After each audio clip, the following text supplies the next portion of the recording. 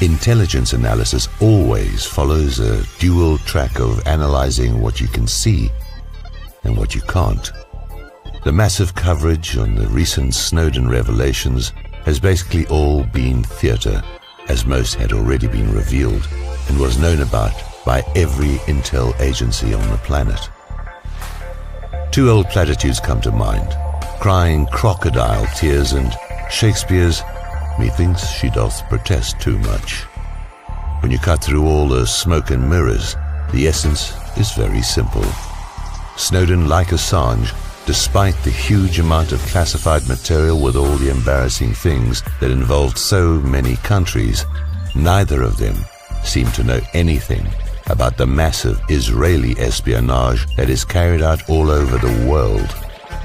For example, the field reports from Afghanistan and Iraq involved Israelis being picked up as contractors doing very nasty things, and yes, doing them even to American troops.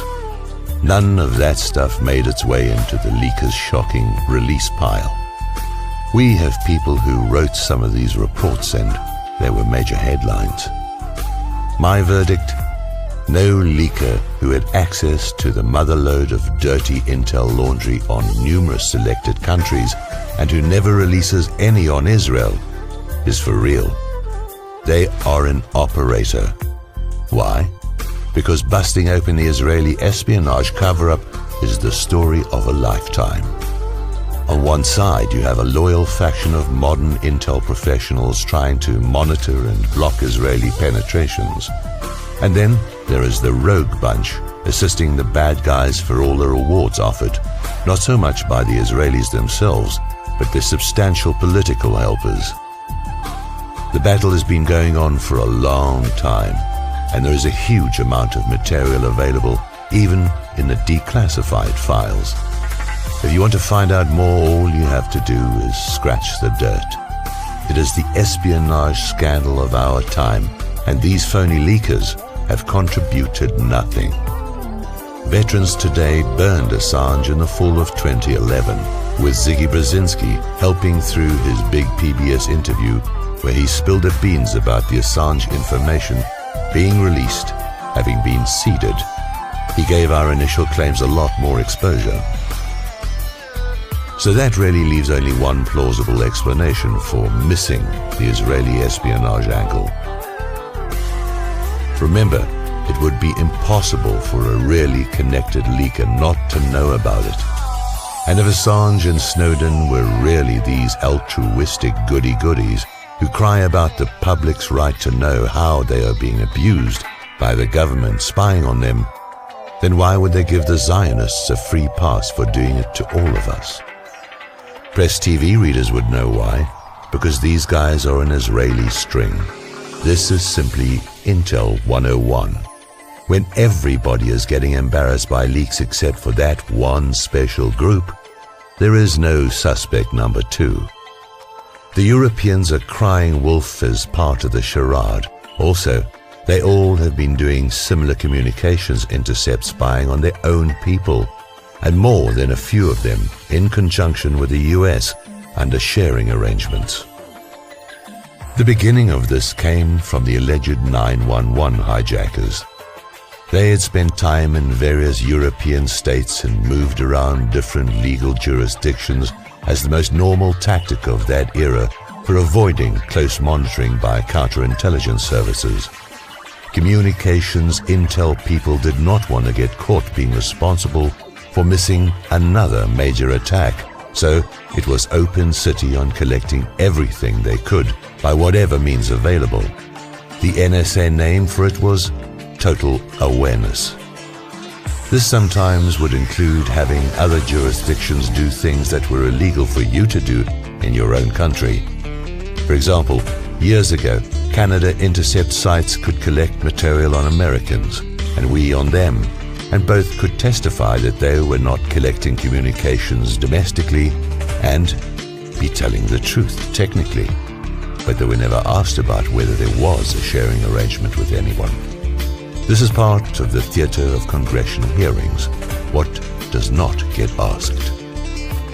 The Israelis have a huge appetite for intercept information, and they used their Jewish lobby political muscle to get their contractors inside many of their friendly country counterintelligence operations, especially communications. In the US, Michael Chertoff literally hardwired them with full promotion and protection from Bush and Cheney. Remember, this is the crowd, along with Rudy Giuliani, who are going to make Bernie Kerik Homeland Security Director after being a high school dropout and detective third class.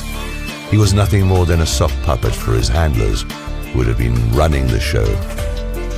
What kind of leaders would use a tragedy like 9/11 to put a totally incompetent person in charge of the biggest conglomeration of intel and law enforcement in history? Many were suspicious that they wanted to make sure that 911 would never be unraveled as to who was really behind it here in the US. Bernie would have been perfect for that. He's been out of jail a month now. So what we have going on is a cruel betrayal, not only here in America but in many countries. The war on terror has been used by elites as an excuse to get a very nice grip control over their populations, profiling them on a scale formerly only dreamed about. Why would this be necessary? The only real answer is a looming fear of public finding out what their governments had literally done to them, the extent of the corruption, and how thoroughly they have been pillaged. People learning that their countries had been stolen, that would make them dangerous. They would all turn against those responsible. The only defense for the elites then will be to quickly round up all those of a certain profile, those who had the leadership skills, the knowledge, and the network strength to fight back. The data mining ability available to governments now is absolutely incredible. They can find out just about anything from anybody, but not on the Israelis, of course. Think about it. With these new tools, we should have been able to decimate Israelis' espionage networks here: political, military, financial, media, academia, and the think tanks. How many Israeli intel networks have the Western countries broken up since 9/11? The answer is 0. The Zionists have compromised these Western nations in a variety of ways, with the primary tool being political espionage, as that is the pathway you use to get your people deeply embedded in all the important spots.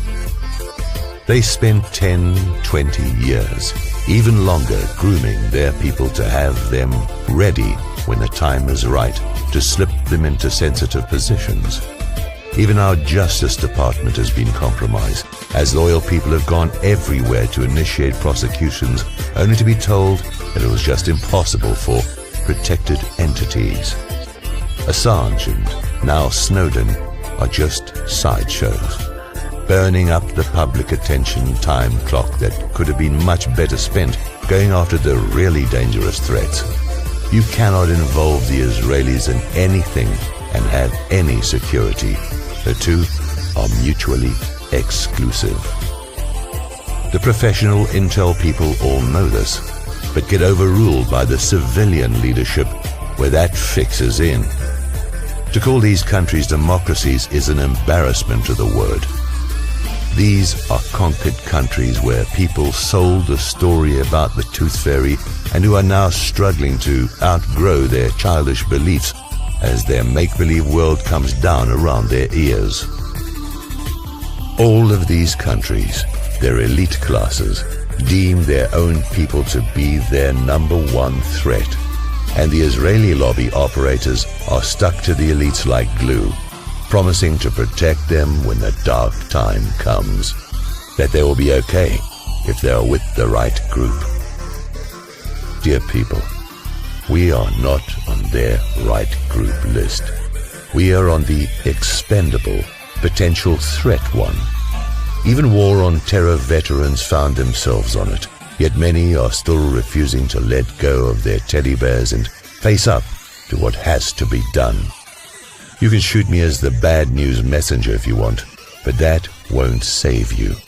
Saving ourselves is going to require some very clear thinking determination, and building street armies like the Egyptians just did.